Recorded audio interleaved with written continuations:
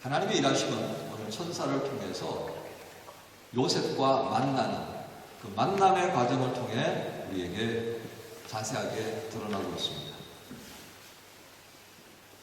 이 정혼자 마리아에 관한 소식을 듣게 되어진 요셉의 심정을 여러분 한번 생각해 보십시오. 우리가 잘 알고 있는 이 마태복음의 상황은 아마 그의 인간적인 심정으로는 이루다 말할 수 없는 뭔가 하나 받았다 그죠? 설교하고 왔어요. 너무 집중을 하는 바람에 놓쳤어요. 특성도 빠뜨렸어요. 그래도 아직 예배 안 끝났으니까요. 자, 내가 당혹스럽네. 마리아에 관한 이야기를 들으면서 요셉은 굉장히 당황했을 겁니다. 이거 어떻게 하나 그러다가 뭔가 나름대로 해결책을 찾습니다. 그래서 조용하게 그 모든 관계들을 좀 정리하려고 생각을 하게 되었죠. 그리고 결심을 했는데 바로 그날 밤에 천사가 나타나서 요셉에게 말씀 전합니다. 잠자는 중에 천사와 마주하게 된 이 요셉은 이게 뭐 꿈인지 생신지 전혀 정신을 차릴 수 없는 상황이 되었을 겁니다. 이런 요셉을 향해서 천사는 이사야서 7장의 말씀을 다시 한번 전하면서 지금 너에게 되어진 것은 바로 하나님께서 이사야를 통해서 예언한 말씀에 이루어질 과정이다 라고 전합니다. 그리고 예언된 그 아기의 이름은 임마누엘이라는 것이다 라고 전합니다. 본문에 기록된 것처럼 임마누엘이라고 하는 이 말은 사실은 히브리 말로는 엠마누엘 이렇게 되어집니다. 그런데 이것을 히브리 말을 헬라적 표현으로 바꾸니까 이렇게 이제 되어지는 거죠. 요셉은 이 천사의 말을 듣고 깨어납니다. 그리고서는 주의 사자의 분부대로 정혼한 마리아를 데려오고 그리고 출산일이 되었을 때 태어난 그 아기의 이름을 예수라 하였다. 이렇게 이제 성경은 그 출생의 과정들을 설명해 줍니다. 이거 밖에 나가서 손님들 들어오시라고 했어요. 목사가 설교하면서 그렇게 다 신경 써요. 자, 오늘 이 말씀에 등장하고 있는 내용입니다.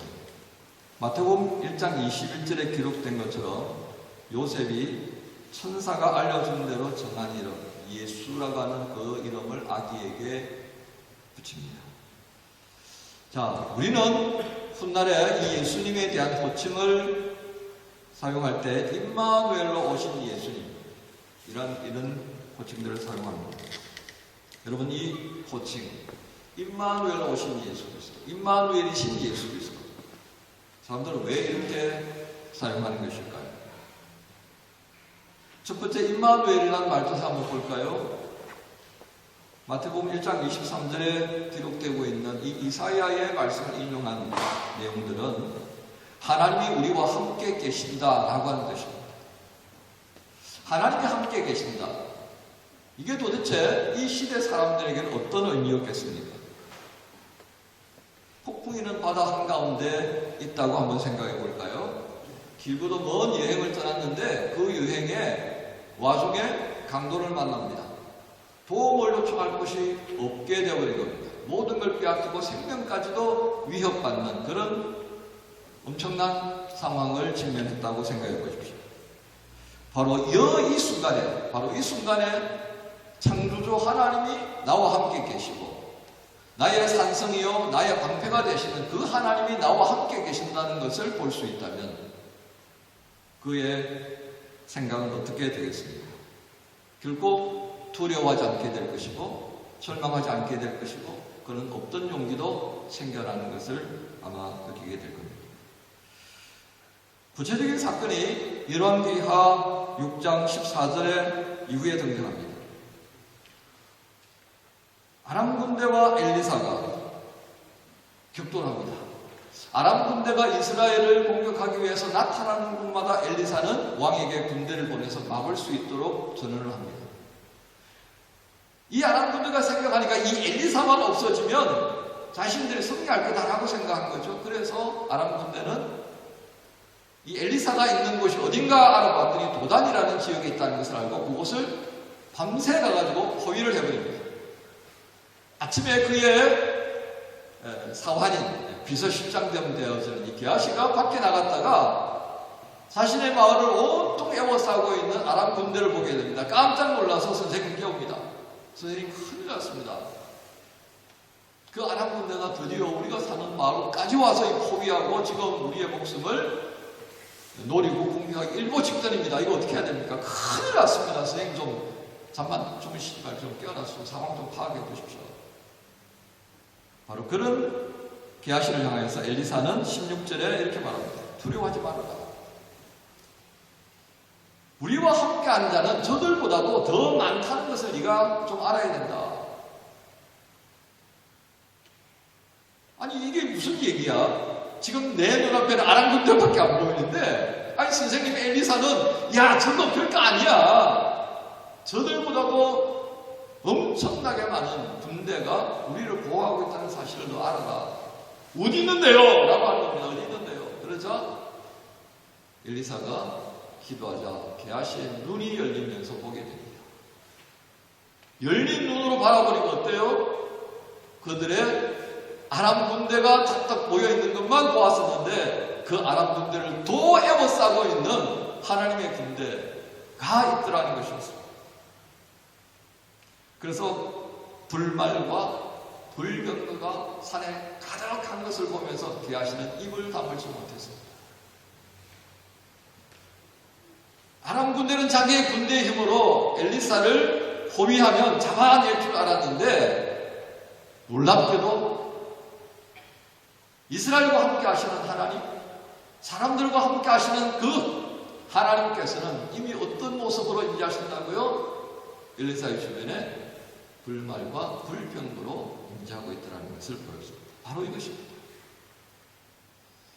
이사야가 예언했던 바로 이 시점에도 똑같은 상황이었다고 하겠습니다. 엘리사의 사원 게하시가 보았던 것처럼 온 천지에 이스라엘을 넘어뜨리고 유다 왕국을 넘어뜨릴 수밖에 없는 강력한 적들만 있다고 보았던 겁니다. 이 이사야가 증거하는 시절에 이스라엘의 왕은 아하스라고 기록되어 있습니다. 이 아하스 왕도 아람 군대에 의해서 고생을 참 많이 합니다. 그런데 이 아하스가요, 무슨 소식까지 듣느냐면 자기의 동족 중에 하나였던 에브라임이 이 아람과 동맹을 맺어서 자신을 공격하게 되었다는 겁니다. 소위 북왕국까지도 이 아람 군대와 결합해서 남왕국 유다를 공격하는 시점에 되어졌던 거죠. 그 소식을 듣고 절망합니다. 아하스 왕에게 하나님께서는 이사야를 보내서 말씀합니다. 너는 나에게 징조를 구해라. 그 징조는 바로 다름 아니라 하나님께서 우리를 어떻게 하실 것인가 내게 보여주셔서 내가 하나님이 살아계신다는 걸 좀 깨닫게 하시고 하나님 앞에 제대로 설 수 있도록 징조를 좀 보여주십시오. 이 얘기였습니다. 그런데 이 이야기를 듣고 아하스는 뭐라고 말했다는 것입니까? 오늘 우리가 읽었던 이사야의 말씀, 나는 그렇게 하지 않겠다. 나는 하나님을 시험하지 않겠다. 그렇게 말합니다. 이게 무슨 뜻이에요? 하나님이 그렇게 하든 안 하든 나하고 상관없습니다. 왜? 이때까지 하나님 하시는 거 보니까 별로 도움이 안 되더라 이 말이에요. 내가 필요할 때 도움을 안 주셨고 이 백성들이 구할 때 침묵하셨고 그러니까 이 아람까지도 우리를 업신여기고 길길이 날뛰지 않습니까? 이렇게 된 거예요. 그러니까 소위 말하는 뿔이 나가지고 이 뿔이 나가지고 이제 하나님을 대들기 시작합니다. 하나님 하시든지 말든지 알아서 하십시오. 나는 하나님께 어떤 요구도 하지 않겠습니다. 이렇게 되어버립니다. 그러자 하나님께서 이 이사야를 통해 이렇게 꾸짖습니다. 너희가 사람을 괴롭히고 그것을 작은 일로 여겨 또 나의 하나님을 괴롭히려 하느냐. 이게 뭐예요? 야, 너 정말 정신 못 차리는구나. 네가 한 행위에 대해서는 회개하고 하나님께 무릎을 꿇고 돌이킬 생각을 하지 않고 오히려 하나님을 향해서 네가 원망하냐? 이런 내용입니다. 그러면서 하신 말씀이 임마누엘에 관한 말씀입니다. 이스라엘과 함께 하시는 하나님이 있다는 것을 네가 기억해라. 이스라엘은 하나님이 함께 하심으로 존재가 성립이 되었다는 말이죠. 그분의 백성이 되어졌던 이유는 오직 하나님께서 그들 가운데 함께 하시는 까닭, 출애굽을 일으키신 하나님, 다윗의 왕국을 이루신 하나님, 그 모든 것이 하나님이 함께 하시기 때문이었다라고 하는 것을 잊지 말아라. 그런데 이 사실을 아하스는 어떻습니까? 잊어가고 있습니다. 이스라엘이 누구이고 유다 왕국이 어떤 나라인가를 잊어버려가는 그 아하스, 다시 하나님께로 돌이키라고 하신 말씀이었는데 그는 그렇게 하지 않겠다고 하는 것입니다. 결국 하나님 없이도 우리는 한번 살아보겠습니다, 이런 뜻이 됩니다. 하나님이 없는 이스라엘 백성은 어떤 의미입니까?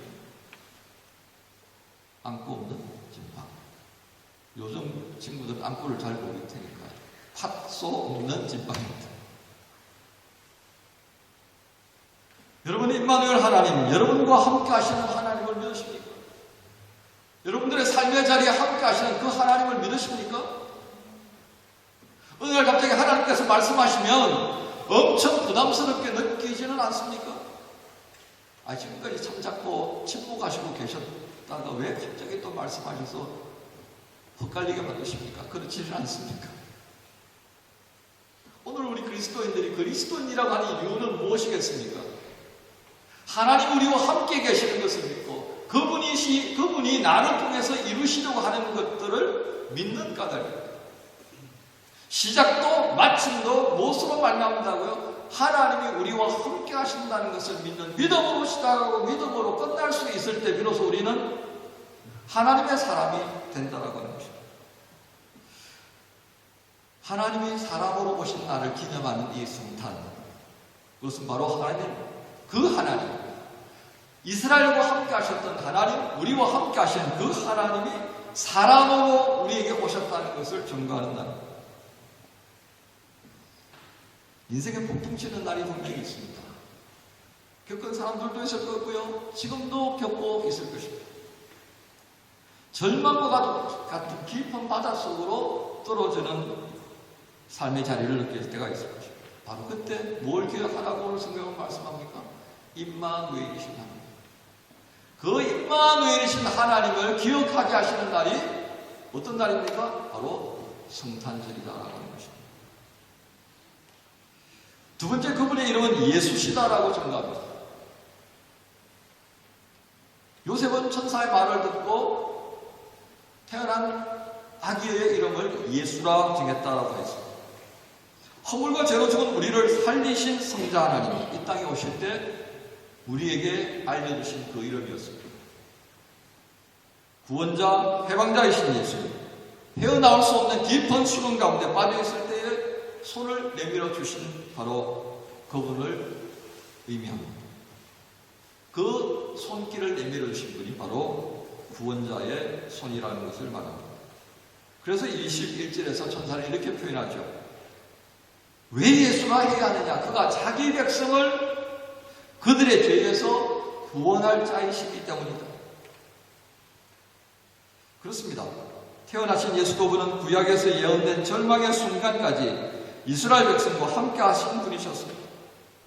임마누엘이신 하나님은 절망에서 희망을 발견하고 영원한 소망으로 길을 떠날 수 있도록 만들어주신 분입니다.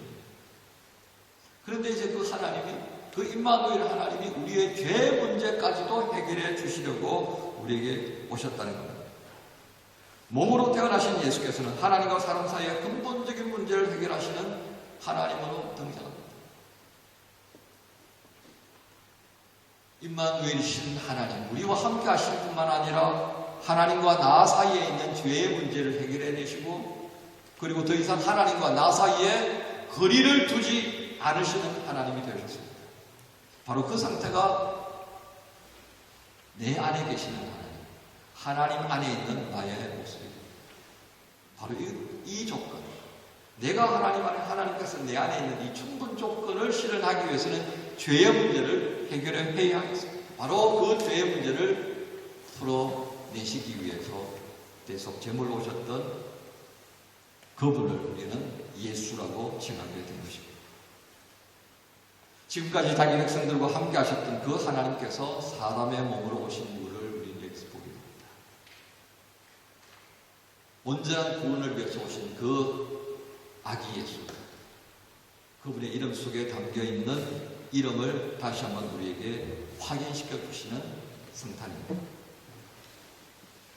고로새서 2장 12절부터 15절의 말씀을 보면 그리스도 예수께서 우리 가운데 거하시면서 친히 우리 가운데 사셨고 그리고 죽으시고 부활하신 그 과정을 이렇게 표현합니다. 너희가 세례로 그리스도와 함께 장사되고 또 죽은 자들 가운데서 그를 일으키신 하나님의 역사를 믿음으로 말미암아 그 안에서 함께 일으키심을 받았느니라.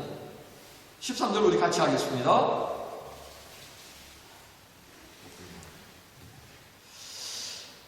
또 범죄와 육체의 무할례로 죽었던 너희를 하나님이 그와 함께 살리시고 우리의 모든 죄를 사하시고 우리를 거스르고 불리하게 하는 법조문으로 쓴 정수를 지우시고 제하여 버리사 십자가에 못 박으시고 통치자들과 권세들을 무력화하여 드러내어 구경거리로 삼으시고 십자가로 그들을 이기셨다 했습니다. 마지막이 무엇으로 정리됩니까? 십자가로 그들을 이기셨다 말씀합니다. 이제 우리는 임마누엘이신 그 하나님께서 이제는 예수라는 사람의 이름으로 그리고 몸으로 이 땅에 오신 이유들을 알게 됩니다. 임마누엘은 결국 어떤 의미입니까? 성도들의 삶의 자리에 동행하시는 하나님의 정체성입니다. 하나님이 어떤 분이시냐? 사람과 함께 하시는 분입니다. 그리고 인생들을 죄에서 구원할 자 예수는 하나님이 우리의 구원을 위해서 말씀하시려고 하는 모든 메시지를 담았던 분이라 그렇게 하겠습니다. 우리는 이 임마누엘 되신 예수 그리스도를 통해서 분명히 잊지 않고 살아야 할 부분이 하나 있습니다. 그것은 우리 가운데 임마누엘로 존재하시는 그 하나님은 한 번도 우리를 떠나지 않았다는 것입니다.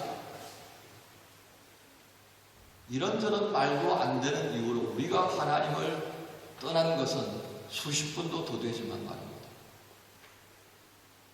그 임마누엘이신 하나님께서 우리에게 오셨음을 전가하는 것이 성탄입니다.